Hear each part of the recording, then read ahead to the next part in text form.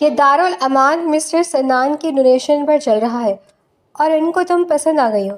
ایک رات کی باتیں انہیں خوش کر دو، بدلے میں تمہارا بھی فائدہ ہوگا اور ہمارا بھی، ورنہ یہاں تمہارے لیے کوئی جگہ نہیں۔ وہ بے یقینی سے دارالامان کی مالکن کو دیکھ رہی تھی۔ وہ تو بیوہ ہونے کے بعد سے لاوارث ہو گئی تھی، نہ گھر والوں نے پناہ دی تھی اور نہ ہی سسرال والوں نے۔ عنایت کی شادی اپنے یونی فیلو انس سے ہوئی تھی جو کہ اس کا سینئر تھا۔ وہ دونوں ایک دوسرے کو پسند کرتے تھے۔ دونوں طرف سے خاندان والوں کی بھرپور مخالفت کا سامنا کرتے ہوئے ان کی شادی ہوئی تھی، لیکن قسمت کو کچھ اور ہی منظور تھا۔ وہ دونوں ایک خوشگوار زندگی گزار رہے تھے کہ شادی کے 2 ماہ بعد ہی انس ایک کار ایکسیڈنٹ میں جاں بحق ہو گیا۔ تب تو جیسے عنایت کی دنیا ہی اجڑ گئی۔ دونوں کے گھر والے ویسے ہی اس شادی کے خلاف تھے، جس کی وجہ سے سسرال والوں نے یہ کہہ کر اسے اپنے بیٹے کے فلیٹ سے نکال دیا کہ ان کا بیٹا کھا گئی، جبکہ گھر والوں نے بھی اسے قبول نہیں کیا۔ ان کا کہنا تھا کہ یہ ان کی نافرمانی کی سزا ہے۔ اب اس کے لیے واپس گھر میں کوئی جگہ نہیں تھی۔ تب اس نے مجبوراً ایک دارالامان میں پناہ لی اور وہیں اپنی عدت پوری کی، اور اب یہی اس کا ٹھکانہ تھا۔ اس نے اپنی باقی کی زندگی اپنے محبوب شوہر کی یادوں کے سہارے گزارنے کا فیصلہ کر لیا تھا۔ جیسے تیسے وقت کٹ رہا تھا جب یہ مصیبت آن پڑی۔ پتہ نہیں کب کہاں اس گھٹیا عیاش شخص کی نظر اس پر پڑی تھی اور اس نے اس کی زندگی مزید مشکل بنا دی۔ وہ پوری رات سوچ سوچ کر پاگل ہوئی کہ اب کیا کرے، کہاں جائے۔ اپنی عزت اسے اپنی جان سے بھی بڑھ کر پیاری تھی۔ اس کی عصمت اس کے مرحوم شوہر کی امانت تھی، اور پھر آدھی رات کو فیصلہ کرتے وہ اپنی عزت کے لیے اسی رات خاموشی سے وہ دارالامان چھوڑ کر نکل گئی تھی۔ رات کا آخری پہر تھا اور اس کے پاس کوئی ٹھکانہ نہیں تھا۔ سڑک پر چلتے ہوئے کچھ آوارہ لڑکے اس کے پیچھے پڑ گئے تھے۔ عنایت کا دل زار زار ہو رہا تھا۔ ایک مصیبت سے نکل کر وہ دوسرے میں پھنس گئی تھی۔ اس کے دل سے سنان مرتضیٰ کے لیے بد دعائیں نکل رہی تھی، جس کی وجہ سے وہ اس حال میں تھی، جس نے اسے بے گھر کر دیا تھا۔ وہ روتی ہوئی مسلسل بھاگ رہی تھی جب ایک گاڑی اس کے سامنے آ کر رکی۔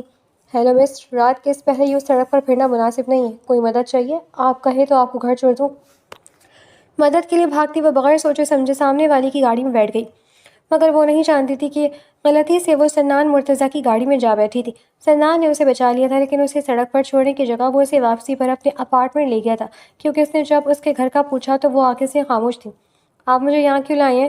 وہ جو پہلے خوف اور اپنی خود ساختہ سوچوں کے باعث محسوس ہی نہیں کر پائی کہ وہ اسے کہاں لے آیا ہے، اب اچانک ہوش میں آتے ہی وہ ارد گرد دیکھنے لگی۔ اس کے سوال پر وہ مسکرایا تھا۔ آپ فکر مت کریں، آپ یہاں محفوظ ہیں۔ ویسے میرا نام سنان مرتضیٰ ہے، اور آپ کا؟ اس کا نام جانتے ہی وہ دروازے کی جانب بھاگی تھی، لیکن سنان اس کا بازو پکڑتے اسے روک گیا۔ کیا ہوا ہے؟ کہاں جا رہی ہے؟ وہ بھی رات کے اس وقت؟ وہ حیرت سے بولا۔ نہیں، چھوڑو، مجھے جانے دو، میں ایسی لڑکی نہیں ہوں، آپ کو خدا کا واسطہ ہے، پلیز دور ہو جائے مجھ سے۔ اس کے بازو پکڑتی وہ ایسے تڑپ کر اپنا بازو چھڑواتی ہوئی بولی جیسے اس کے چھونے سے کرنٹ لگا ہو۔ سنان نے فوراً اس کا بازو چھوڑ دیا اور حیرت سے اسے دیکھنے لگا، جو کہ اب بھاگ کر دروازے کے پاس پہنچ کر مسلسل دروازہ کھولنے کی کوشش کر رہی تھی۔ اس لڑکی کا رویہ سنان کی سمجھ سے باہر تھا۔ وہ اس سے کیوں ڈر رہی تھی؟ حالانکہ ابھی اس نے ہی اسے بچایا تھا، لیکن شاید وہ اس وقت صدمے کی کیفیت میں اس کے ساتھ آ گئی، اور اب جب اس کا صدمہ ختم ہوا تو وہ خود کو ایک غیر مرد کے ساتھ اکیلا پا کر انکمفرٹیبل ہو رہی تھی۔ سنان کو تو اس کے رویے کی یہی وجہ سمجھ آئی تھی۔ ریلیکس رہو لڑکی، میں تمہیں کوئی نقصان نہیں پہنچاؤں گا، تم جانا چاہتی ہو تو بے شک جا سکتی ہو، یہ لو دروازہ کھلا ہے۔ سنجیدہ انداز میں کہتے ہی وہ لاک کھل گیا تھا۔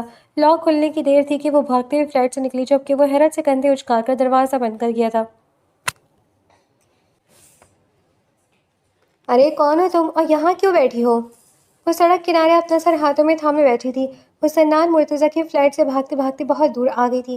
وہ دھک ہار کر سڑک کنارے ایک بینچ پر بیٹھ گئی، جب ایک لڑکی کی آواز پر اس نے خوف سے سر اٹھایا۔ تمہیں سنان مرتضیٰ نے بھیجا ہے نا؟ پلیز مجھ سے دور رہو، میں ہرگز اس کی گھٹیا خواہش پوری نہیں کروں گی، عنایت نے چیختے ہوئے کہا تو وہ لڑکی حیرت سے اسے دیکھنے لگی۔ مجھے کسی نے نہیں بھیجا، میرا نام انم ہے، وہ سامنے میرا گھر ہے، اور میں تو اپنے کمرے کی کھڑکی سے تمہیں یہاں بیٹھا ہوا دیکھ کر آ گئی۔ ویسے تم کس سنان مرتضیٰ کی بات کر رہی ہو؟ وہ سیاستدان؟ کیا کیا اس نے تمہارے ساتھ؟ تم مجھے بتا سکتی ہو؟ میں ایک نیوز چینل میں کام کرتی ہوں، میں تمہاری مدد کروں گی۔ اس لڑکی کی بات پہ عنایت چونک کر اسے دیکھنے لگی، اور پھر وہ اس لڑکی کو سب کچھ بتاتی چلی گئی۔ تم فکر مت کرو، میں تمہاری مدد کروں گی اور اس گھٹیا شخص کا چہرہ پوری دنیا کے سامنے ایکسپوز کروں گی۔ تو مجھے یہ بتاؤ، تم میرا ساتھ دو گی؟ انم کی بات پر وہ تیزی سے سر ہلا گئی۔ انم اسے تسلی دیتی اپنے ساتھ اپنے گھر لے گئی۔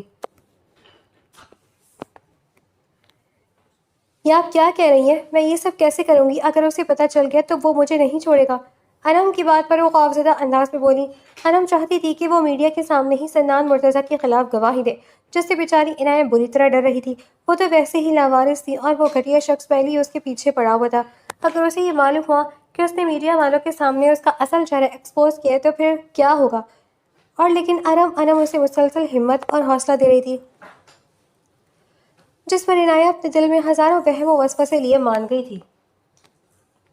عنایہ کی ایک ویڈیو ریکارڈ کی گئی تھی جس میں اس نے اپنا بیان دیا تھا کہ کیسے سنان مرتضیٰ نے دارالامان کی انتظامیہ کو مجبور کرتے ہوئے اسے گھٹیا مطالبہ کیا تھا، اور جب وہ اپنی عزت بچا کر اس دارالامان سے بھاگی تو سنان مرتضیٰ نے اس کے پیچھے آوارہ لڑکے لگا دیے اور پھر مدد کا ڈھونگ نچاتے ہوئے اسے اپنی گاڑی میں بٹھا کر اپنے فلیٹ پر لے گیا، جہاں سے وہ بڑی مشکل سے نکل کر بھاگی۔ یہ بات اس علم نے ہی عنایہ کے ذہن میں ڈالی تھی کہ وہ آوارہ لڑکے بھی سنان مرتضیٰ کے بھیجے ہوئے ہوں گے، اور عنایہ کو بھی جیسے یقین آ گیا تھا۔ عنایہ کے اس بیان کو میڈیا پر مزید مرچ مسالہ لگا کر پیش کیا گیا تھا۔ یہ ویڈیو کچھ ہی گھنٹوں میں وائرل ہو گئی تھی اور پورے سوشل میڈیا پر ٹرینڈ کر رہی تھی۔ وہ لوگ جو کہ سنان مرتضیٰ کی رحم دلی اور خدمت خلقی باعث اسے ایک ہیرو اور ایز اے رول ماڈل دیکھتے تھے، اب وہ اسے گالیاں دے رہے تھے۔ یہ خبر جب سنان مرتضیٰ تک پہنچی تو اس کا غصے سے برا حال ہوا۔ وہ بڑا نرم مزاج اور رحم دل انسان تھا، لوگوں کی مدد کرنا، خدمت خلق کرنا اسے پسند تھا، نیکی کر کے اس کا دل پرسکون ہو جاتا تھا۔ لیکن پہلی بار ایسا ہوا کہ کسی لڑکی کی مدد کرنا اسے مہنگا پڑ گیا تھا۔ اسے اب لگ رہا تھا کہ وہ کوئی بیچاری سی لڑکی نہیں تھی، بلکہ وہ کسی سوچی سمجھی سازش کے تحت اس کے سامنے آئی تھی تاکہ اس سے پھنسا سکے۔ اس کا بس نہیں چل رہا تھا کہ وہ لڑکی اس کے سامنے ہوتی تو وہ اس کا حشر بگاڑ دیتا، لیکن چھوڑے گا تو وہ اب بھی نہیں۔ اس کی سالوں کی ریپوٹیشن، عزت سب خاک میں لا دیا تھا۔ ڈیم اٹ، مجھے یہ لڑکی ہر حال میں اپنے سامنے چاہیے۔ مجھے نہیں پتا تم لوگ کیا کرو گے، لیکن جو بھی کرنا ہے جلدی کرو۔ وہ غصے سے اپنے خاص آدمیوں پر چیخ رہا تھا۔ اس کا ایسا وحشی روپ انہوں نے بھی پہلی بار دیکھا تھا، اور اس کے انداز و اعتبار سے سب لوگ ہی خوفزدہ ہو گئے تھے، جبکہ اس میں سے ایک شخص ایسا بھی تھا جس کی مسلسل جان نکل رہی تھی۔ وہ تھا سنان مرتضیٰ کا مینیجر ہاشم، جو کہ اس کے تمام سوشل ورکس مینیج کرتا تھا اور NGOs اور دارالامان میں اس کی دی گئی ڈونیشن پہنچاتا تھا۔ ہاشم کی ہی نظر دارالامان میں عنایہ پر پڑی تھی اور وہ اسے پہلی نظر میں پسند آ گئی تھی۔ تب اس نے گھناؤنی سازش رچا کر اسے حاصل کرنے کا سوچا۔ اس نے ہی دارالامان کی انتظامیہ کو سنان مرتضیٰ کے نام سے یہ پیغام پہنچایا کہ سنان مرتضیٰ کو وہ لڑکی چاہیے، اور اگر وہ لڑکی نہ ملی تو وہ ڈونیشنز دینا بند کر دے گا۔ وہ بس کسی بھی طرح اس لڑکی کو حاصل کرنا چاہتا تھا۔ اس نے یہی سوچا کہ اس لڑکی کو سنان مرتضیٰ بن کر ہی ملے گا۔ اتنا بڑا نام سن کر یقیناً وہ لڑکی بھی اپنا آپ پیش کرنے کے لیے تیار ہو جائے گی، لیکن یہاں سب کچھ الٹ ہو گیا تھا۔ اس لڑکی نے اپنا آپ پیش کرنے کے بجائے وہاں سے بھاگ جانا بہتر ہی سمجھا، اور سونے پر سہاگا وہ غلطی سے سنان مرتضیٰ سے ہی ٹکرا گئی۔ وہ تو اچھا ہوا کہ اس لڑکی نے اپنا منہ نہیں کھولا، لیکن اب بات میڈیا تک پہنچ گئی تھی۔ اب ہاشم کو ڈر تھا کہ سنان مرتضیٰ کو یہ معلوم نہ ہو جائے کہ اس کے نام پر یہ گھٹیا حرکت اس نے ہی کی تھی۔ وہ یقیناً اسے زندہ نہیں چھوڑے گا۔ سر، مجھے تو یہ لڑکی واقعی بہت بڑی فراڈ لگتی ہے، شاید آپ کے دشمنوں کی طرف سے بھیجی گئی ہے۔ اتنی بڑی اور گھناؤنی سازش چاہیے آپ کے خلاف، آپ کو محتاط رہنا چاہیے سر۔ میں تو کہتا ہوں کہ سر آپ اس لڑکی کو ہی مروا دیں تاکہ یہ قصہ ہی ختم ہو جائے۔ ہاشم کی باتوں پر سنان مرتضیٰ کا غیظ و غضب بڑھتا جا رہا تھا۔ اگر اس لمحے وہ لڑکی اس کے سامنے ہوتی تو وہ یقیناً اس کی جان لے لیتا، جبکہ ہاشم اپنی جان بچانے کے لیے جان بوجھ کر سنان مرتضیٰ کو مزید اس لڑکی کے خلاف بھڑکا رہا تھا۔ سر، وہ لڑکی مل گئی ہے، ہم نے آپ کے کہے کے مطابق اسے آپ کے فارم ہاؤس میں پہنچا دیا ہے۔ اس کے خاص آدمی نے جیسے ہی اسے کال پر اطلاع دی، وہ سب کچھ چھوڑ چھاڑ کر سیدھا فارم ہاؤس کے لیے نکل گیا۔ اگر مجھے معلوم ہوتا کہ تم اتنی گھٹیا اور شاطر نکلو گی تو تمہیں کبھی بھی اپنی گاڑی میں بٹھانے کی غلطی نہیں کرتا۔ میری نیکی کا اچھا صلہ دیا ہے تم نے، گھٹیا احسان فراموش لڑکی۔ تمہیں اندازہ بھی ہے میری برسوں کی عزت میری ساکھ مٹی میں مل گئی ہے صرف تمہارے جھوٹے بیان کی وجہ سے۔ وہ اس کے سر پر کھڑا غصے سے چیختے ہوئے کہہ رہا تھا، جبکہ عنایہ خوف سے تھر تھر کانپ رہی تھی۔ اسے کسی لڑکی نے آمنہ بن کر کال پر باہر بلایا تھا، اور جب وہ گھر کے باہر گئی تو اسے وہاں سے اغوا کر لیا گیا، اور اب اپنے سامنے سنان مرتضیٰ کو دیکھ کر اس کا خوف کے بارے برا حال ہو رہا تھا۔ اگر اپنی زندگی کی سلامتی چاہتی ہے تو اب تمہیں وہی کرنا ہوگا جو میں تمہیں کہوں گا۔ تم ابھی اسی وقت مجھ سے نکاح کرو گی، اور نکاح کے فوراً بعد تم میڈیا پر یہ بیان دو گی کہ تم میری بیوی اور مجھ سے لڑ کر ناراضگی میں تم نے وہ سب جھوٹ کہا تھا، تم نے میری ساکھ خراب کی، اور اب تم ہی اس سے پہلے جیسا کرو گی، ورنہ یقین رکھو تمہیں یہی دفن کر دوں گا۔ سنان مرتضیٰ کی باتوں پر اس معصوم لڑکی کو اپنی جان نکلتی محسوس ہوئی۔ وہ ایسا نہیں چاہتی تھی، لیکن نہ چاہتے ہوئے بھی اس کی بات ماننے پر مجبور ہو گئی، کیونکہ وہ ڈر گئی تھی۔ اسے ڈر تھا کہ اگر اس کی بات نہ مانی تو وہ اس کی عزت پامال کر دے گا۔ اس کے لیے اس کی عزت سے بڑھ کر کچھ نہیں تھا، اور اس وقت وہ اس ظالم شخص کی قید میں تھی جو اس کے ساتھ کچھ بھی کر سکتا تھا۔ وہ تو پہلے اسے حاصل کرنا چاہتا تھا، اور اب جب وہ اس کی دسترس میں تھی تو کیا وہ اسے چھوڑ دیتا؟ کم سے کم نکاح کی صورت میں وہ اس پر حرام فعل سے تو بچ جاتی۔ ایجاب و قبول کا مرحلہ آیا تو عنایہ دل ہی دل میں اپنی موت کی دعا کرنے لگی۔ اسے شدت سے وہ لمحے یاد آئے جب کچھ سال پہلے اسی طرح انتہائی خوشی سے اپنی محبت کو اپنے نکاح میں قبول کیا تھا اور اس کے جانے کے بعد سوچ لیا تھا کہ اس کی جگہ زندگی میں کسی کو نہیں دے گی، لیکن اس وقت وہ اتنی مجبور تھی کہ اس درندے کو اپنا آپ سونپ رہی تھی جو کہ اس کی عصمت کو تار تار کر دینا چاہتا تھا۔ نکاح کے فوراً بعد ہی جیسا کہ سنان نے کہا تھا، عنایت نے میڈیا پر بیان دے دیا۔ اس شخص نے جو کچھ اسے کہنے کے لیے بولا اس نے ویسے ہی کیا۔ جو تم چاہتے تھے وہ ہو گیا ہے، میں نے وہی کیا جو تم نے کہا تھا، اب مجھے جانے دو۔ پرسوں والوں کو اور پریس والوں کو نمٹا کر وہ واپس آیا تو اسے اپنا منتصر پایا۔ وہ اسے دیکھتے ہی تیزی سے بولی، پاگل سمجھائے کہ تمہیں جانے دوں تاکہ تم بھی میرے خلاف کوئی نئی سازش رچاؤ؟ اب تب تک یہیں رہو گی جب تک مجھے اپنے باس کا نام نہیں بتا دیتی۔ مجھے معلوم ہے تمہیں میرے کسی دشمن نے بھیجا ہے، مجھے اس کے بارے میں سب کچھ بتا دو تو پھر تمہیں جانے دوں گا، ورنہ ساری عمر یہیں قید رہو گی۔ سنان مرتضیٰ کی باتوں پر وہ سختی کی کیفیت میں اسے دیکھنے لگی۔ سیدھا سیدھا کہو نا گھٹیا شخص، کہ اس نے کہا کہ آڑ میں اپنی ہوس پوری کرنا چاہتے ہو جو کہ پہلے تم نہیں کر پائے، تو تمہیں پتہ نہیں کب سے میری عزت پامال کر دینا چاہتے تھے، اور اب تو اس نکاح کے بہانے تمہیں پرمٹ مل گیا ہے مجھے نوچ نکاح۔ لیکن میری ایک بات یاد رکھو، میں مر جاؤں گی لیکن تم جیسے درندے کو اپنے قریب نہیں آنے دوں گی۔ وہ چیختے ہوئے کہنے لگی۔ اس نکاح کے بعد سے اس کا خوف کافی کم ہو گیا تھا، جبکہ مقابل حیرت سے اسے دیکھنے لگا۔ اس کی آنکھوں کے قہر میں اضافہ ہوا تھا۔ کیا بکواس کر رہی ہو تمہاری ہمت بھی کیسے ہو یہ سب کہنے کی؟ ہو کون تم؟ تمہارے اندر ایسا بھی کیا ہے کہ میں سنان مرتضیٰ تمہارے قریب آنا چاہوں گا؟ شکل دیکھیے اپنی آئینے میں، تم سے کئی گنا حسین لڑکیاں ہر لمحے میرے آگے پیچھے پھرتی ہیں، مگر ان پر کبھی نگاہ تک نہیں ڈالی، اور تمہیں لگتا ہے میں تم میں انٹرسٹڈ ہوں؟ تمہاری اتنی اوقات ہی نہیں کہ تم میرے بستر کی زینت بھی بن سکو، میں تھوکتا بھی نہیں ہوں تم پر۔ اس لڑکی کے الزامات پر وہ غم و غصے سے پاگل ہوتا چل آیا تھا، جس پر اہانت اور تذلیل کے مارے عنایت کا چہرہ سرخ ہوا تھا۔ اس کے نزدیک مقابل سے سچ برداشت نہیں ہوا تھا، اس لیے یہ اس کی تذلیل کر رہا تھا۔ تو پھر ٹھیک ہے مسٹر سنان مرتضیٰ، اپنی اس بات پر اب قائم رہنا، اگر مرد ہو تو میرے قریب نہیں آؤ گے، میں بھی دیکھتی ہوں کب تک اپنی شیطانیت چھپاتے ہو۔ وہ آنکھوں میں نفرت اور حقارت لیے بولی تھی، جبکہ اس لڑکی کی آنکھوں میں حقارت اسے پاگل کر رہی تھی۔ غلط اس لڑکی نے کیا تھا، پوری دنیا کے سامنے اس پر بہتان اس لڑکی نے لگایا تھا، اور اب بھی وہ ڈھنائی سے ایسے ڈٹ کر کھڑی تھی جیسے سچی ہو، الٹا اس پر فضول الزامات لگا رہی تھی۔ اس کی غصے کا گراف بڑھتا جا رہا تھا، دل چاہا کہ الٹے ہاتھ کی رکھ کر لگائے، مگر عورت پر ہاتھ اٹھانا اس کے اصولوں کے خلاف تھا۔ میں اپنی بات پر مرتے دم تک قائم رہوں گا۔ تم نے اس نکاح کو کچھ زیادہ ہی سر پر سوار کر لیا ہے۔ یہ نکاح صرف اور صرف اپنی عزت اور ساکھ بچانے کے لیے کیا ہے۔ تم اس دنیا کی آخری لڑکی بھی ہوئی نا، تو بھی میں تمہاری جانب دیکھنا بھی پسند نہ کروں، اور اب یہ ڈرامہ کر کے میرا دھیان نہیں بٹاؤ۔ مجھے صاف صاف بتاؤ کس نے بھیجا ہے تمہیں؟ کون ہے تمہارا باس؟ کس کے گلے میں تمہارا پٹا ہے؟ سنان مرتضیٰ بھی نفرت بھرے انداز میں اسے دیکھتے ہوئے کہہ کر اس کا بازو غصے سے دبوچ گیا تھا۔ ہاتھ چھوڑو میرا غلیظ انسان، اور میرا کسی سے کوئی تعلق نہیں ہے، نہ ہی مجھے کسی نے بھیجا ہے۔ میں نہیں جانتی تم یہ سب کیا بکواس کر رہی ہو، لیکن مجھ سے دور رہو۔ عنایت کی بات پر وہ غصے سے اسے دیکھتا اس کا بازو چھوڑ گیا تھا۔ ٹھیک ہے، تو تم ایسے نہیں بتاؤ گی؟ میں بھی دیکھتا ہوں کب تک اپنا منہ نہیں کھلتی۔ مجھے اور بھی بہت سے طریقے آتے ہیں زبان کھلوانے کے۔ تم یہاں میری مہمان نہیں بلکہ میری قید بن کر آئی ہو۔ اسما بھی، اس لڑکی کو نیچے بیسمنٹ میں بند کر دیا جائے، اور جب تک یہ منہ نہیں کھولے گی تب تک نہ کھانے کا ایک لقمہ اور نہ ہی پانی کا ایک قطرہ اس تک پہنچے۔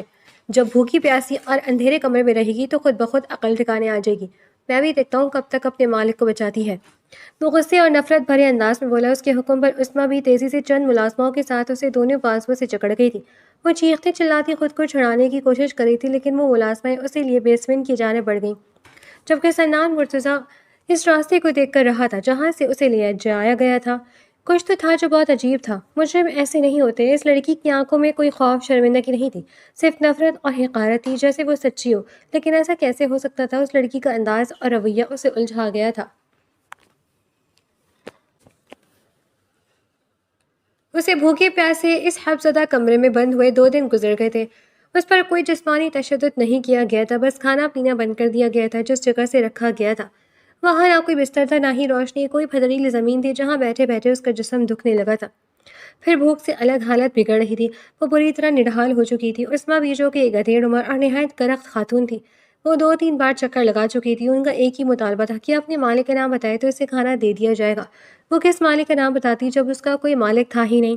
وہ کتنی بار روتے ہوئے انہیں بتا چکی تھی۔ اب بھوک اور پیاس برداشت سے باہر تھی، چیخ چیخ کر اب تو اس کا گلا بھی بیٹھ گیا تھا، روتے ہوئے آنکھیں خشک ہو چکی تھی۔ وہ اپنے ڈھال سے اپنے گھٹنے پیٹ کے ساتھ لگائے اس پتھریلی زمین پر پڑی، نیند آنکھوں سے ان سلاخوں کو دیکھ رہی تھی جن کے پیچھے وہ قید تھی۔ آنکھوں کے آگے اس کی زندگی کے سب سے حسین ترین لمحے گزر رہے تھے۔ وہ وقت جو اس نے اپنے شوہر انس کے ساتھ گزارا تھا، جو اس کی زندگی کا سب سے حسین ترین وقت تھا، اس نے مان لیا تھا کہ وہ اب نہیں بچے گی، وہ بھی بہت جلد اپنے انس کے پاس پہنچ جائے گی۔ وہ ظالم شخص اپنے غصے اور انا میں اسے بھوکا پیاسا ہی مار دے گا۔ آنکھوں میں تڑپ لی وہ کسی غیر برائی نقطے کو گھور رہی تھی جب کسی کے قدموں کی چاپ سنائی دی۔ تو تم میری سوچ سے بھی زیادہ ڈھیٹ ہو، یا شاید اپنے مالک کی کچھ زیادہ ہی وفادار۔ میں تمہیں آخری موقع دیتا ہوں، تم میری ضد سے واقف نہیں ہو۔ اپنا منہ نہیں کھولا تو چاہے کچھ بھی ہو جائے، کھانا تو کیا پانی بھی نہیں ملے گا۔ اس کی ضدی بھرے انداز میں کہنے پر بھی وہ کچھ نہیں بولی تھی، بس ایک نفرت بھری نگاہ اس پر ڈالی اور پھر استہزائیہ انداز میں مسکرا کر نظریں پھیر گئی۔ اس کی اس حرکت پر مقابل جل کر رہ گیا۔ حیرت ہے تمہارے لیے اپنی زندگی سے بڑھ کر وہ گھٹیا شخص جس نے اب تک تمہارا پتہ تک نہیں کیا، کیوں کر رہی ہے اس کی خاطر یہ سب برداشت؟ کیا بہت گہرا تعلق رہا ہے اس سے؟ تبھی میرے چھونے پر تڑپ رہی تھی، تبھی مجھ سے نکاح کرنا عذاب لگ رہا تھا۔ یہی بات ہے نا، اپنے اس گھٹیا مالک کے ساتھ گھٹیا تعلق تھا تمہارا، تبھی تو مرنے کے لیے تیار ہو، لیکن اس کا نام تمہاری زبان سے نہیں نکل رہا۔ اس کی خاموشی پر جلتے ہوئے وہ زہر قند انداز میں بولا تھا، جس پر نڈھال سی پڑی وہ معصوم سی لڑکی تڑپ اٹھی تھی۔ اپنی گندی زبان سے تم بس وہی گند اگل سکتے ہو جو تمہاری ذہن بھر آئے۔ تم واقعی ایک درندے ہو، سنان مرتضیٰ، جو کہ اچھائی کا ڈھونگ رچا کر لوگوں کو گمراہ کر رہا ہے۔ تم نے پہلے میری عزت لوٹنی چاہی، تمہاری وجہ سے مجھے بے گھر ہونا پڑا، اس دارالامان سے نکلنا پڑا، اور پھر جب میں وہاں سے بھاگ گئی تو پھر میرے پیچھے آوارہ گنڈے لگا دیے، اور پھر اوپر سے اچھے بن کر مجھے پناہ دی تاکہ میرا استعمال کر سکو۔ لیکن جب میں وہاں سے بھاگ گئی اور تمہارا اصل چہرہ دنیا کے سامنے لانا چاہا تو اب تم اس طرح سے مجھ پر ظلم کر کے اپنی مردانی انا کو تسکین دے رہے ہو، کیونکہ تم مجھے حاصل نہیں کر پائے اس لیے مجھے اذیت دے رہے ہو۔ میں سب سمجھتی ہوں، لیکن میں یہی تڑپ تڑپ کر مر جاؤں گی، مگر تمہیں مجھ سے کچھ نہیں ملے گا سوائے میرے مردہ جسم کے۔ اور ایک بات یاد رکھنا سنان مرتضیٰ، کہ اس دنیا میں شاید مجھے انصاف نہ مل سکے، لیکن قیامت والے دن حشر کے میدان میں تمہارا گریبان میں خود پکڑوں گی، تب میرا رب بہت انصاف کرے گا اور وہاں تمہاری طاقت کچھ کام نہیں آئے گی۔ وہ بمشکل اٹک اٹک کر نفرت بھرے انداز میں بول رہی تھی۔ اس لڑکی کی باتیں سنان مرتضیٰ پر لرزہ طاری کر گئی تھی۔ وہ غلط نہیں تھا، گنہگار نہیں تھا، اس کے باوجود بھی وہ کانپ اٹھا تھا۔ وہ لڑکی اس وقت بھوکی پیاسی موت کے بے حد قریب تھی۔ ایسی حالات میں اس کے لبوں سے نکلنا ایک ایک لفظ سچ معلوم ہو رہا تھا۔ اس کی آنکھوں میں نظر آتی سچائی سنان مرتضیٰ کو ڈرا گئی تھی۔ اس لڑکی کو شفاف آنکھوں میں کچھ ایسا نہیں تھا جس سے وہ اسے مجرم ثابت کر سکتا۔ وہ زیادہ دیر وہاں اس لڑکی کے سامنے رک نہیں پایا تھا، لمبے لمبے ڈگ بھرتا وہاں سے نکلتا چلا گیا۔ البتہ اس لڑکی کے الفاظ کی بازگشت ابھی تک اس کے کانوں میں گونج رہی تھی۔ وہ نہیں سننا چاہتا تھا یہ الفاظ، لیکن وہ الفاظ مسلسل اس کے کانوں میں گونج رہے تھے۔ اس مبیز لڑکی تک ابھی اسی وقت کھانا اور پانی پہنچائے، اس نے خود کو کہتے ہوئے سنا۔ وہ یہ کہتے ہی اس فارم ہاؤس سے نکلتا چلا گیا۔ سنان مرتضیٰ نے وہ ساری رات اپنے فلیٹ پر بے چینی سے جاگتے ہوئے گزاری تھی۔ اس کا ذہن بار بار الجھ رہا تھا کہ کچھ تو تھا جو اس کی نظروں سے اوجھل تھا۔ اگلی صبح وہ اس دارالامان میں پہنچا جس میں میڈیا کے مطابق وہ لڑکی پناہ گزین تھی۔ دارالامان کی انتظامیہ اسے دیکھ کر چوکس ہو گئی۔ وہ بالکل اکیلا آیا تھا، اپنے ساتھ اپنے گارڈز یا مینیجر کو بھی نہیں لایا تھا کہ وہ بذات خود اس معاملے کی تحقیق کرنا چاہتا تھا۔ سر، ہم شرمندہ ہیں، ہمیں افسوس ہے، ہمیں معلوم ہوتا کہ وہ لڑکی یہاں سے نکل کر یہ سب کرے گی تو ہم کبھی اسے یہاں سے نہ جانے دیتے۔ آپ کا پیغام اس تک پہنچایا تھا کہ اگر اسے یہاں رہنا ہے تو آپ کی خواہش پوری کرنی ہوگی، لیکن وہ لڑکی بغیر بتائے رات کے اندھیرے میں بھاگ گئی۔ لیکن یہ بات میڈیا تک لے جائی گئی، ہمیں اس بات کا اندازہ نہیں تھا۔ دارالامان کی مالکن ڈر رہی تھی، اس لیے اس کے کچھ پوچھنے سے پہلے ہی وہ بول پڑی، جو کہ سنان کے کان کھڑے ہوئے۔ آپ کون سی خواہش کی بات کر رہی ہیں؟ میں کچھ سمجھا نہیں۔ تو سنجیدگی سے بولے تو وہ کچھ جذب وذب سی ہوئیں۔ سر، آپ نے جو پیغام بھیجا تھا ہم نے اس لڑکی تک پہنچایا تھا، لیکن وہ نہیں مانی۔ اس خاتون نے آگے سے مبہم انداز میں اپنی بات اس تک پہنچائی۔ کیسا پیغام؟ وہ سنجیدہ انداز میں بولا، سر یہی کہ آپ کو وہ لڑکی پسند آ گئی ہے اور آپ اس کے ساتھ ایک رات گزارنا چاہتے ہیں۔ دارالامان کی مالکن نے جھجک کر اسے بتایا، جبکہ اس کی بات پر وہ بے یقینی سے انہیں دیکھنے لگا۔ اس کا دماغ جیسے بھگ سے اڑا تھا۔ کس نے میرے نام پر یہ پیغام آپ تک پہنچایا تھا؟ وہ بے یقینی کی کیفیت سے نکل کر بولا، سر آپ کے مینیجر مسٹر ہاشم نے ہمیں کہا تھا کہ آپ کو وہ لڑکی ایک رات کے لیے چاہیے۔ ہم نے اس لڑکی کو پریشرائز کرنے کی کوشش کی، لیکن وہ آدھی رات کو بھاگ گئی۔ ہمیں تو پتہ بھی نہیں چلا وہ کب یہاں سے نکل گئی، لیکن اس کا کچھ ضروری سامان یہاں رہ گیا۔ ہمیں یقین تھا وہ واپس اپنا سامان لینے ضرور آئے گی، لیکن وہ نہیں آئی، اور پھر میڈیا پر یہ خبر آ گئی۔ وہ بڑی شرمندہ انداز سے بول رہی تھی، جبکہ مقابل تو اپنی ہی صدمے میں تھا۔ تو وہ لڑکی سچ گئی تھی، اس کے ساتھ واقعی ظلم ہوا تھا، تبھی تو اس کی آنکھوں میں اس کے لیے اتنی نفرت تھی۔ اسے یہی بتایا گیا تھا کہ سنان مرتضیٰ ایسا چاہتا ہے۔ میں اس کی تمام ڈیٹیلز جاننا چاہتا ہوں، اس کے بارے میں سب کچھ مجھے بتائیے۔ وہ خود کو سنبھالے سنجیدہ انداز میں بول رہا تھا، جنہوں نے کچھ ہی دیر میں عنایت کی فائل نکالتے اس کے سامنے رکھی، ساتھ ہی اس کا بیک گراؤنڈ بھی بتا رہی تھی، جو سنتے سنان کو دلی افسوس ہوا کہ اس کی گھٹیا مینیجر کی وجہ سے ایک معصوم سی بے سہرا لڑکی کو یوں بے گھر ہونا پڑا۔ اسے شدت سے وہ رات یاد آئی تھی جب وہ اس کی گاڑی میں بیٹھی تھی، کتنی گھبرائی ہوئی اور ڈری ہوئی تھی۔ اس کی شکل دیکھ کر صاف معلوم ہو رہا تھا کسی سے ڈر کر بھاگ رہی ہے، یقیناً آدھی رات کو سڑک پر اس کی عزت محفوظ نہیں تھی۔ ساتھ ہی اسے اس دارالامان کی انتظامیہ پر بھی غصہ آ رہا تھا، جنہوں نے ڈونیشن کی خاطر ایک معصوم سی لڑکی کی عزت نیلام کرنی چاہی۔ سنان مرتضیٰ کے نزدیک اس دارالامان میں کسی کی عزت و جان محفوظ نہیں تھی۔ اس نے انہیں آگے ڈونیشن دینے سے صاف انکار کرنے، قانونی کارروائی کی دھمکی بھی دی تھی، جس پر وہ ڈر کر اس کی منتیں کرنے لگیں، مگر وہاں سے نکل آیا۔ وہ نکلنے سے پہلے وہ ان سے عنایت کا ایک چھوٹا سا بیگ لے چکا تھا، جسے لیے وہ اپنی گاڑی میں آ بیٹھا۔ گاڑی میں آتے ساتھ اسے سب سے پہلے عظمیٰ بی کو فون کیا۔ عظمیٰ بی، وہ لڑکی بے قصور ہے، اس کو ابھی اسی وقت بیسمنٹ سے نکالیں اور فارم ہاؤس کے کسی پر آسائش کمرے میں شفٹ کر دیں۔ وہ آپ قیدی نہیں بلکہ میری مہمان ہے۔ اس کی کھانے پینے اور دیگر ہر چھوٹی بڑی ضرورت کا خیال رکھا جائے۔ اسے وہاں کسی طرح کی پریشانی نہیں ہونی چاہیے، لیکن اسے فارم ہاؤس سے نکلنے نہیں دینا۔ وہ حکم دیتا اب اپنی گاڑی آفس کے راستے پر ڈال گیا تھا۔ سب سے پہلے تو اس ہاشم کو سبق سکھانا تھا، جس نے اس کے نام پر یہ سب کچھ کیا تھا، جس کی وجہ سے نہ صرف اس کی ساکھ خراب ہوئی تھی بلکہ ایک معصوم لڑکی کی زندگی بھی تباہ ہو گئی تھی۔ سگیا، آپ کیا کہہ رہے ہیں؟ وہ جیسے ہی اپنے آفس میں داخل ہوا، اس کی نظر ورکرز کے ساتھ بات کرتے ہاشم پر پڑی۔ وہ آنکھوں میں خون لیے اس کی جانب بڑھا اور اگلی پل ایک زوردار مکہ اس کے جبڑے پر دے مارا۔ ذلیل گھٹیا شخص، تمہاری ہمت کیسے میرے نام پر یہ سب کرنے کی؟ تم نے میری ساکھ، میرا نام، میری عزت خاک میں لا دیا۔ تم نے مجھے ایک معصوم سی لڑکی کا مجرم بنا دیا۔ تم جیسے گھٹیا لوگوں کی وجہ سے معاشرے کی بہن بیٹیاں محفوظ نہیں، ذلیل شخص۔ وہ غصے سے بے قابو ہوتا گھبرا کر کہتا، ہاشم کو سنبھلنے کا موقع دیے بغیر بے ترپے مارتا جا رہا تھا۔ ہمیں یہ ہینڈل کرنے دیں مسٹر سنان، اسے چھوڑیں، ہمیں ہر پیچھے ہٹیں۔ پولیس کی نفری وہاں پہنچ کر سنان مرتضیٰ کو روکنے لگی۔ وہ اسے پاگلوں کی طرح مار رہا تھا، جبکہ باقی ورکرز خوفزدہ نظروں سے اپنے انتہائی نرم مزاج باس کو یوں جنونی انداز میں یہ سب کرتے ہوئے دیکھ رہے تھے۔ یو آر فائر، اور میں یقینی بناؤں گا کہ جیل سے نکلنے کے بعد تمہیں پورے شہر میں بلکہ پورے ملک میں کہیں جاب نہ ملے۔ وہ اسے پولیس کے حوالے کرتا گھبرا کر بولا تھا۔ پولیس والے اسے پکڑ کر لے جا رہے تھے، جبکہ وہ مسلسل چیختا چلاتا خود کو چھڑوانے کی کوشش کر رہا تھا۔ وہ تھکا ہارا سا زمیر کے بوجھ تلے اور ضمیر کے بوجھ تلے فارم ہاؤس لوٹ آیا تھا۔ اسے اپنے ملازمین سے پتہ چلا تھا کہ اس نے بیسمنٹ سے نکلتے ہی وہاں سے بھاگنے کی کوشش کی تھی، لیکن کامیاب نہیں ہو سکی تھی۔ تب سے اسے فارم ہاؤس میں ہی اس کے نئے عالیشان کمرے میں قید کر دیا گیا تھا۔ اس کے علاوہ سنان مرتضیٰ کے حکم پر خاموشی سے اس کے کمرے میں کیمراز لگوا دیے گئے تھے، جن کے ذریعے وہ گاہیں بگاہیں اس پر نظر رکھتا تھا۔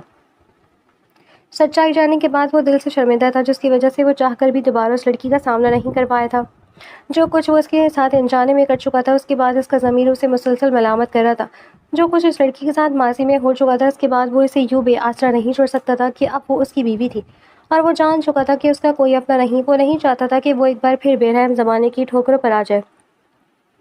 اپنے کیے کا گلٹ تھا یا پھر اس لڑکی سے دلی ہمدردی کہ وہ اس کی حفاظت کرنا چاہتا تھا، لیکن اس لڑکی کی نفرت اور حقارت یاد آتی تو دل تڑپ اٹھتا۔ عنایت کو یہاں قید پورا 1 مہینہ گزر گیا تھا۔ وہ نہیں سمجھ پا رہی تھی کہ آخر وہ شخص اس سے چاہتا کیا ہے۔ وہ پورا دن اپنے کمرے میں گزارتی تھی۔ کمرے میں اسے ہر طرح کی سہولیات دی جاتی تھی۔ انتہائی آرام دہ کمرہ تھا، 3 وقت کا شاندار سا کھانا اس تک پہنچا دیا جاتا تھا۔ اس کی ضرورت کی ہر شے، ایک سے بڑھ کر ایک قیمتی کپڑے، جوتے اور دیگر ضرورت کا ہر چھوٹا بڑا سامان اس تک بغیر کہے پہنچ جاتا، لیکن اس کے باوجود بھی اس کی نفرت میں کوئی کمی نہیں آئی تھی۔ اسے بس یہ سونے کا پنجرہ معلوم ہوتا تھا جہاں وہ قید تھی۔ وہ بس یہاں سے چلی جانا چاہتی تھی۔ اسے ابھی یہی لگتا تھا کہ وہ شخص یہ سب کر کے اسے حاصل کرنا چاہتا ہے۔ وہ اس دن اپنی گاڑی سے اترنے لگا تو اس کی نظر بے اختیار اس بیگ پر پڑی۔ اسے اچانک یاد آیا کہ یہ عنایت کا سامان تھا جو وہ دارالامان سے لایا تھا، لیکن اسے دینا بھول گیا تھا۔ بے دلی سے وہ سامان اٹھایا، اپنی ملازمہ کے حوالے کیا تھا کہ وہ اسے عنایت تک پہنچا دے۔ جب سے اس لڑکی پر نظر رکھنی شروع کی تھی، تب سے دل بدل رہا تھا۔ پورا دن جب بھی اسے فرصت میسر آتی تو وہ اپنے موبائل میں کیمرہ کھولے بیٹھ جاتا۔ پورا دن اس کا اپنی بیوی کو دیکھتے گزر جاتا۔ اس کے خاندان والے بچپن میں ایک حادثے میں چل بسے تھے۔ اس کے دادا نے اسے پال پوس کر بڑا کیا تھا۔ وہ بھی کچھ سال پہلے اسے چھوڑ گئے تھے۔ اس کی زندگی میں کوئی ایسا نہیں تھا جس کے لیے وہ جیتا، جو اس کی زندگی میں اہمیت رکھتا، اس لیے وہ لوگوں کی مدد کرنا پسند کرتا تھا، لیکن خود ہمیشہ سے تنہا تھا۔ بہت سی لڑکیوں نے اسے اپروچ کیا تھا، لیکن اس کی وجہ ان کی دولت یا ظاہری حسن تھا۔ وہ کبھی کسی میں انوالو نہیں ہو پایا تھا، کیونکہ اس کے نزدیک کوئی ایسی لڑکی تھی ہی نہیں جو پوری طرح پیور ہو۔ لیکن حیرت انگیز طور پر وہ اس لڑکی کو دیکھتا تو اس کی سادگی و معصومیت پر حیران رہ جاتا۔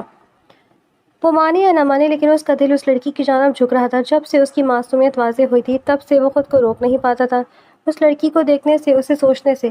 پھر وہ اس کی زندگی میں آنے والی پہلی لڑکی تھی، چاہے حالات جو بھی رہے ہوں، لیکن وہ اس کی نگاہ میں تھی۔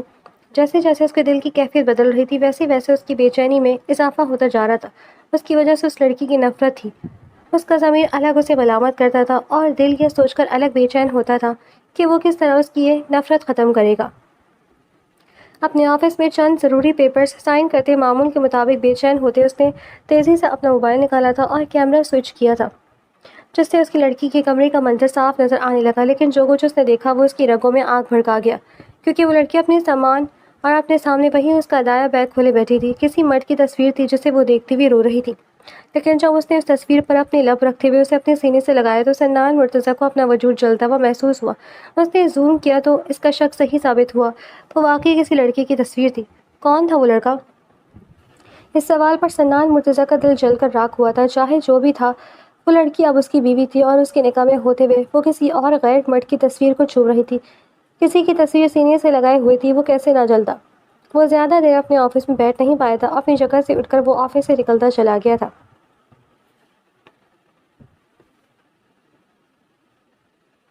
کون ہے یہ؟ کس کی تصویر ہے یہ؟ تمہیں اندازہ بھی ہے کہ تم اس وقت میرے نکاح میں ہو؟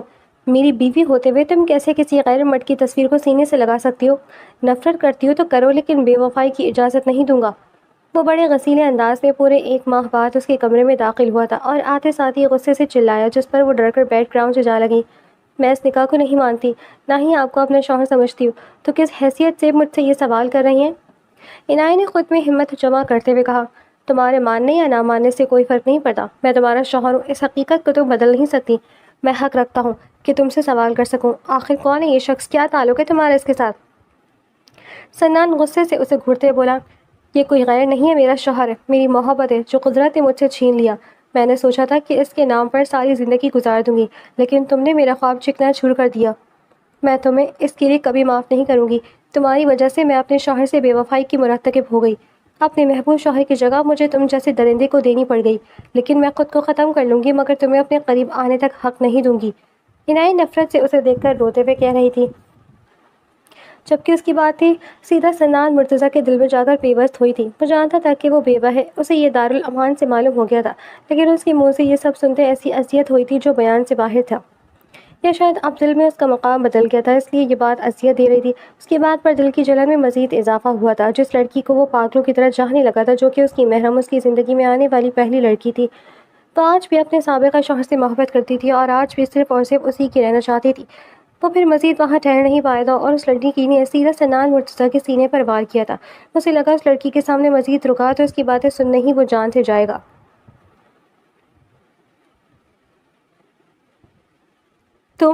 تم یہاں کیا کر رہے ہو؟ وہ سونے کے لیے لیٹنے لگی جب اس شخص کو اپنے کمرے میں داخل ہوتا دیکھ کر وہ غصے سے چلائی، میں تمہارا شوہر ہوں اور مجھے لگتا ہے میں نے تمہیں بہت زیادہ وقت دے دیا ہے۔ ہم دونوں کو ہی ماضی بھول کر ایک نئی شروعات کرنی چاہیے۔ میں اب اس رشتے کو آگے بڑھانا چاہتا ہوں۔ سنان مرتضیٰ کو پورا 1 ہفتہ لگا تھا سنبھلنے میں اور اس نے فیصلہ کر لیا تھا کہ وہ اب اس لڑکی سے مزید دور نہیں رہے گا۔ وہ اسے اس رشتے کا احساس دلانا چاہتا تھا۔ وہ چاہتا تھا کہ وہ لڑکی سمجھے کہ وہ اس کا شوہر ہے، اور یہ تبھی ممکن تھا جب وہ اس کے قریب رہے۔ وہ جانتا تھا کہ یہ آسان نہیں ہوگا، لیکن اسے کوشش تو کرنی ہی تھی۔ جبکہ اس کی بات پر عنایت غصے سے بھڑک اٹھی، آخر تم اپنی اصلیت پر اتر آئی، ختم ہو گیا تمہاری یہ چھوٹی شرافت کا ڈھونگ۔ میں سب سمجھتی ہوں سنان مرتضیٰ، مجھے حاصل کرنے کے لیے تم اور کتنا گرو گے۔ پہلے مجھے بھوکا پیاسا رکھا، لیکن جب اس طرح مجھے حاصل نہیں کر پائے تو شرافت و پارسائی کا ڈھونگ رچایا، اور اب اس رشتے کی آڑ میں اپنی خواہش پوری کرنا چاہتے ہو۔ لیکن ایسا ہرگز نہیں ہوگا۔ میں کہہ چکی ہوں نا، تمہیں اپنا شوہر مانتی اور نہ ہی کبھی تمہیں اپنے قریب آنے دوں گی، اور جو کچھ تم نے میرے ساتھ کیا میں وہ کبھی نہیں بھولوں گی، نہ ہی تمہارے ساتھ کوئی رشتہ بناؤں گی۔ وہ غصے اور نفرت سے بولی تھی، جبکہ وہ اذیت بھری نگاہوں سے اسے دیکھنے لگا۔ میں تمہارا شوہر ہوں عنایت، میں تم پر پوری طرح حق رکھتا ہوں۔ مجھے کوئی ضرورت نہیں ہے تمہیں حاصل کرنے کے لیے، ایسی چالیں چلنے کے لیے، اور تمہیں لگتا ہے کہ اگر میں تمہیں حاصل کرنا چاہتا ہوں تو تم مجھے روک سکتی ہو۔ میں واقعی اس رشتے کو ایک موقع دینا چاہتا ہوں۔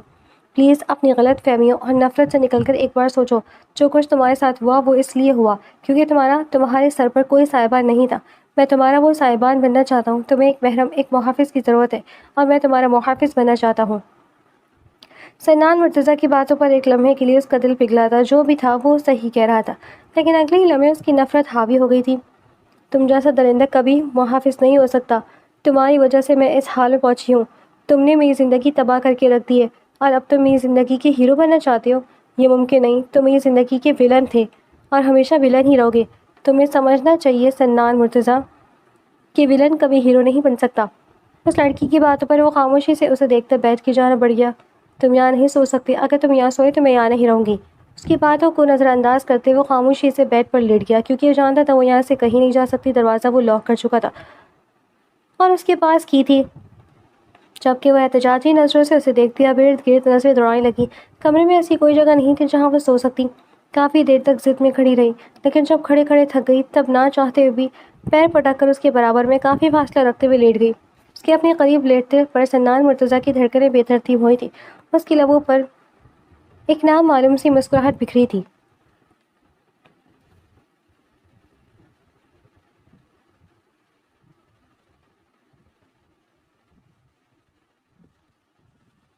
وقت تیزی سے گزر رہا تھا لیکن ان دونوں کا رشتہ ابھی بھی ویسا ہی تھا. سنان مرتضیٰ کا رویہ اس کی پرسنالٹی عنایت کو الجھا کر رکھ دیتی. ان کے ساتھ ایک ہی چھت تلے اس کے قریب رہتے ہوئے عنایت کو اس کی شخصیت بڑی الگ لگتی تھی. وہ ویسا بالکل نہیں تھا جیسا وہ اسے سمجھتی تھی. کبھی کبھی اسے حیرت ہوتی تھی کہ ایسا شخص اتنی گھٹیا سازش کیسے کر سکتا ہے. وہ اس کا شوہر تھا. اس کی دلکش شخصیت کا اس کا تحمل برداشت اور مستقل مزاجی عنایت کے دل کو الجھا دیتی. اس کا دل اسے قبول کرنے پر اکساتا تھا لیکن وہ یہ چیز کبھی بھول نہیں سکتی تھی کہ وہ شخص اس کی عزت لوٹنا چاہتا تھا. وہ شاید اس کی ہر غلطی معاف کر دیتی لیکن ایک یہی چیز تھی جسے وہ معاف نہیں کر سکتی تھی. سنان مرتضیٰ نے ابھی تک اسے زبردستی حاصل کرنے کی کوشش نہیں کی تھی. وہ اسے وقت دے رہا تھا اور اس کی یہی ادا عنایت کو کنفیوز کر دیتی تھی کہ ایسا کیسے ممکن ہے کہ وہ شخص جو زبردستی اسے حاصل کرنا چاہتا تھا, جو نکاح کے بغیر ایک رات کے لیے اسے استعمال کرنا چاہتا تھا, وہ اس کے اتنے قریب رہتے ہوئے بھی اپنے اوپر جبر کیے ہوئے تھا. اس کی مرضی کے بغیر اس پر قابض نہیں ہو آتا تھا. اس سمے یہ ہوا کہ سنان نے اسے ایسے اپنی ذات میں الجھا لیا تھا کہ وہ اب انس کو بھول چکی تھی. اس کا دن اب سنان مرتضیٰ کی سوچنے میں ہی گزر جاتا تھا. وہ اسے کم ہی مخاطب کرتا تھا کیونکہ جب بھی ان کے درمیان بات ہوتی تو عنایت کا لہجہ اور الفاظ نہ چاہتے ہوئے بھی تلخ ہو جایا کرتے تھے جو کہ اسے تکلیف دیتے تھے. وہ اپنے عمل سے ہر طرح سے اس کا دل جیتنے کی کوشش کر رہا تھا لیکن اس نے ابھی تک اسے سچائی نہیں بتائی تھی. زبان سے اس معافی نہیں مانگی تھی لیکن ہر صبح جب عنایت اٹھتی تو اسے اپنی سائڈ ٹیبل پر پھولوں کے خوبصورت سے بکے کے ساتھ ایک سوری کارڈ پڑا ہوا ملتا جسے وہ ہمیشہ نظر انداز کر دیتی تھی. اسے کمرے سے باہر جانے کی اجازت تھی لیکن صرف تبھی جب سنان وہاں موجود ہوتا. اپنی غیر موجودگی میں وہ اسے کمرے میں ہی لاک کر جاتا تھا. اس رات وہ کبرڈ سے اپنے کپڑے نکال رہی تھی جب وہ تھکا ہارا سا کمرے میں داخل ہوا اور کمرہ لاک کر دیا. وہ کافی دیر تک باہر لان میں بیٹھا رہا تھا. ایک نظر اس پر ڈالتے وہ سیدھا بیٹھ کے جانا بیٹھ گیا. آج کل اس کی کمپنی میں کچھ پرابلمس چل رہے تھے. اس کی غیر معمولی خاموشی پر عنایت کو تشویش ہوئی تھی لیکن پھر خود کو بے نیاز بناتے وہ اپنے کام میں مگن ہو گئی. وہ ابھی سونے کے لیے لیٹ نہیں لگی تھی جب سنان کو ایک ضروری کال آئی. اسے ایمرجنسی میں نکلنا پڑا تھا. جلد بازی میں وہ ڈور باہر سے لاک کرنا بھول گیا تھا. عنایت نے موقع کی غنیمت جانا اور اس کمرے سے نکل گئی. خوش قسمتی سے اسے کوئی بھی نہیں ملا تھا. رات کا وقت تمام میٹس اور کوارٹرز میں تھیں اور گارڈز بھی اپنے کیبن میں آرام کر رہے تھے اس لیے وہ وہاں سے بھاگ گئی تھی. اس کا دل اسے ملامت کر رہا تھا. اس کی چھٹی حص اسے بار بار اشارہ دے رہی تھی کہ یہ صحیح نہیں ہے لیکن وہ اپنی ضد میں سب نظر انداز کر گئی تھی اس بات سے انجان کہ وہ کتنی بڑی غلطی کر رہی ہے. وہاں سے نکلتے وہ مسلسل بھاگتی جا رہی تھی.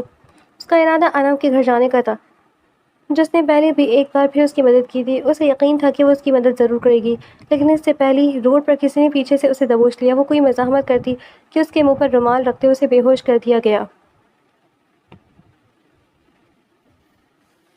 اس کی جب آنکھ کھلی تو اس نے خود کو کسی بند کمرے میں پایا. وہ ایک کرسی کے ساتھ بندھی ہوئی تھی. تبھی سامنے سے دروازہ کھول کر ایک انجان شخص اندر داخل ہوا. کون ہو تم اور مجھ سے کیا چاہتے ہو؟ وہ سمجھ چکی تھی کہ وہ سنان مرتضیٰ کے پاس نہیں ہے. یہ کوئی اور ہی شخص تھا. میں وہی ہوں جس کی تم نے پوری زندگی تباہ کر کے رکھ دی. صرف ایک رات تمہارے ساتھ گزارنا چاہتا تھا لیکن تم نے سب خراب کر دیا. تمہاری وجہ سے مجھے جیل جانا پڑا. میری جاب, میرا کریئر سب تباہ ہو گیا. میرے گھر والوں نے مجھے گھر سے نکال دیا. میں کب سے اس موقع کی تلاش میں تھا. جب سے جیل سے باہر آئی ہوں تب سے سنان مرتضیٰ کے فارم ہاؤس کے باہر ڈیرا ڈال کے بیٹھا ہوں کہ بس ایک بار تم مجھے اکیلی مل جاؤ اور پھر میں تمہارا وہ حشر کروں کہ تم عمر بھر یاد رکھو. اس شخصی باتوں پر وہ خوفزدہ سی اسے دیکھتی لگی. وہ اس کی باتیں سمجھ نہیں پا رہی تھی. کون ہو تم اور یہ سب کیا کہہ رہے ہو؟ میں نے تو کچھ نہیں کیا. میں تو تمہیں جانتی تک نہیں ہوں. وہ خوفزدہ نظروں سے اسے دیکھتے ہوئے بولی. دل میں امید تھی کہ شاید اسے کوئی غلط فہمی ہوئی ہو. تم مجھے نہیں جانتی لیکن میں تمہیں بہت اچھی طرح جانتا ہوں اور اپنا تعارف میں خود ہی کروا دیتا ہوں. میں سنان مرتضیٰ کا مینیجر ہوں جو کہ اس دارالامان میں ڈونیشن دینے کے لیے آتا تھا جہاں تم رہتی تھی. میری نظر وہاں تم پر پڑی تھی. تم مجھے پہلی نظر میں ہی پسند آ گئی تھی تو سوچا تمہارے ساتھ ایک رات گزاری جائے. لیکن میں اپنا نام نہیں لے سکتا تھا اس لیے اس سب کے لیے سنان مرتضیٰ کا نام استعمال کیا. مجھے یقین تھا جب اس کا نام آئے گا تم بھی مان جاؤ گی اور دارالامان کی انتظامیہ بھی تمہیں مجبور کرے گی. اور وہی ہوا. لیکن تم نے وہاں سے بھاگ کر معاملہ سارا بگاڑ دیا. اور پھر جب میڈیا پر بیان آیا تب میں گھبرا گیا. میں تمہیں مار دینا چاہتا تھا لیکن اس سے پہلے تم سنان مرتضیٰ کے ہاتھ لگ گئی. میں نے اسے بھی تمہارے خلاف بہت بھڑکایا تاکہ وہ تمہیں مار دے لیکن اس نے تو تم سے نکاح ہی کر کے تمہیں اپنے پاس قید کر لیا. میں چاہ کر بھی تم تک پہنچ نہیں پایا. سنان مرتضیٰ کو کچھ ہی دنوں میں حقیقت کا علم ہو گیا.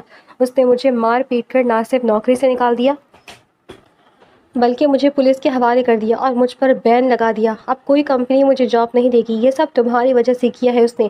میں جانتا ہوں وہ تم سے محبت کر بیٹھا ہے اس لیے تو تمہاری خاطر اتنے بڑے دارالامان کو بین کروا دیا کیونکہ انہوں نے تمہارا آج میں تمہارا یہ وجود تار تار کر کے تمہارے اس شوہر کے آگے پھینک دوں گا. تم دونوں نے میری زندگی تباہ کری ہے اور آج اس کا ہر جانا تم چکاؤ گی. اس شخص کی باتوں پر وہ خوف اور بے یقینی کی کیفیت میں اسے دیکھنے لگی. سنان مرتضیٰ بے قصور تھا. اس کا اصل مجرم سنان مرتضیٰ نہیں بلکہ یہ گھٹیا شخص تھا. سنان مرتضیٰ تو بیچارہ خود اس شخص کی وجہ سے پھنس گیا. یہ ادراک عنایت کو پوری طرح شاک کر گیا تھا. کاش کہ اسے یہ سب پہلے معلوم ہو جاتا تو شاید وہ آج اس حال میں نہ ہوتی. اسے اب شدت سے احساس ہو رہا تھا کہ اس نے سنان مرتضیٰ کے پاس سے بھاگ کر غلطی کی. وہ شخص جیسا بھی تھا اس کا شوہر اس کا محافظ تھا. اس کی چھت تلے اس کی عزت محفوظ تھی. وہ کیوں نہیں سمجھ پائی کہ اگر وہ شخص واقعی ظالم درندہ ہوتا تو اتنے دنوں سے وہ اس کے پاس تھی. وہ کب اس کا زبردستی حاصل کر چکا ہوتا. مگر اس نے کبھی نکاح کے بعد بھی زبردستی نہیں کی تھی. لیکن اس وقت اس کی آنکھوں پر نفرت کی پٹی بندھی تھی. وہ کچھ دیکھ ہی نہیں پائی. اس کا دل چاہا کہ زمین پھٹے اور وہ اس میں سما جائے. وہ شخص غلیظ نیت کے ساتھ اس کی جانب بڑھا.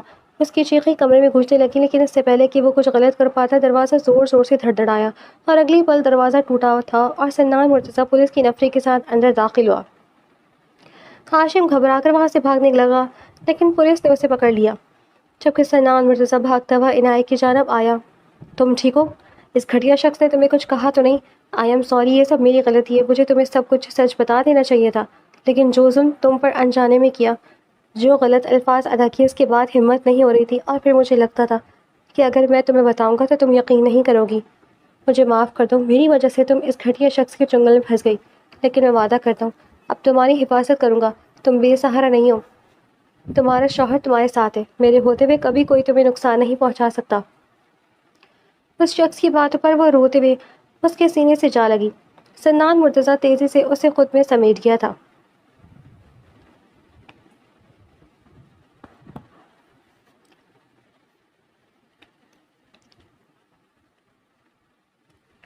آپ نے مجھے سب کچھ بتایا کیوں نہیں؟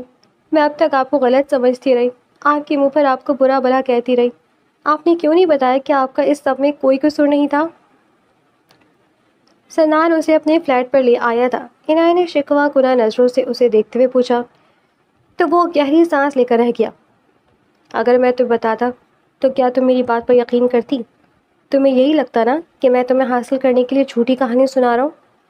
اس کی باتوں پر عنایت اپنا سر جھکا گئی. وہ سچ کہہ رہا تھا. وہ واقعی یقین نہ کرتی. I am sorry. میں اپنی نفرت اور ضد میں اتنی اندھی ہو گئی تھی کہ سچائی دیکھ ہی نہیں پائی تھی. میں جتنی بھی کوشش کر لیتی لیکن یہ چیز نہیں بھول پا رہی تھی کہ آپ نے میری عزت کا سودا کرنا چاہا. مجھے تو یہ لگا کہ آپ مجھے قید کر رہی ہیں اس لیے میں بھاگ گئی تھی. اس کی نظریں جھکا کر کہنے پر وہ اسے دیکھنے لگا. جو ہونا تھا وہ ہو گیا عنایت. لیکن اب میں چاہتا ہوں کہ ہم دونوں سب کچھ بھول کر زندگی کی نئی شروعات کریں. ایک دوسرے پر یقین کریں اور اس رشتے کو آگے بڑھائیں. میں نہیں جانتا کہ تم سے ہمدردی کرتے ہوئے کب تم سے محبت کر بیٹھا. میں بس تمہارے ساتھ ایک پرسکون زندگی گزارنا چاہتا ہوں. کیا تم سب بھول کر مجھے اپناؤ گی پلیز؟